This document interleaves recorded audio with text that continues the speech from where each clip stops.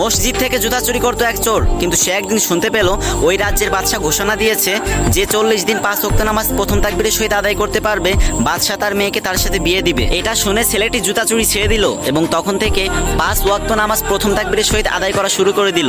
এবং এভাবে করতে করতে 39 দিন কেটে গেল এবং বাদশার কানে খবর গেল একটা জুতা চোর 39 দিন ধরে 5 ওয়াক্ত নামাজ প্রথম তাকবীরের সহিত আদায় করতেছে। এটা শুনে বাদশা চোরটাকে রাজদরবারে ডেকে পাঠালো এবং বলল, তুমি আমার মেয়েকে বিয়ে করো। কিন্তু আশ্চর্যজনক ঘটনা হচ্ছে 40 দিন কেটে যায়, 41 দিন কেটে যায়, 42 দিন কেটে যায়, কিন্তু চোরটার আর কোনো খোঁজ খবর থাকে না। তারপর বাদশা সেই চোরটাকে খুঁজতে খুঁজতে অবশেষে পেয়ে গেল এবং বলল, আরে আমি তো আমার মেয়ের সাথে তোমাকে জোর করে বিয়ে দিচ্ছি না, তাহলে তুমি পালাচ্ছ কেন? তখন জুতা চোর বলল, হুজুর আপনি জানেন না আমি ভালো মানুষ না, আমি একটা জুতা চোর। বাদশা বলল, তাও আমি আমার মেয়েকে তোমার সাথেই বিয়ে দিব। তখন যুবকের চোখ থেকে টপ টপ করে পানি পড়তে লাগলো এবং বলতে লাগলো, হুজুর বিশ্বাস করেন আমি 40 দিনের দিনেও রাজকুমারী আর রাজ্য হাসিল করার স্বপ্ন দেখেছি, কিন্তু 40 দিনের শেষ নামাজের শেষ রাকাতের শেষ সেজদায় আমি জান্নাতের প্রশান্তি পেতে শুরু করলাম। আমার অন্তর প্রশান্তিতে ভরে গেছে, আমি জীবনের সব খুশি ভুলে গেলাম। হুজুর আমার চাই না, আমার রাজকুমারী চাই না, আমার রাজ্য চাই না, আমি শুধু নামাজের সেজদায় গিয়ে ওই জান্নাতের একটু প্রশান্তি পেতে চাই। এইসব কথা শুনে বাদশা নিজের চোখের পানি ধরে রাখতে পারলো না এবং বলল,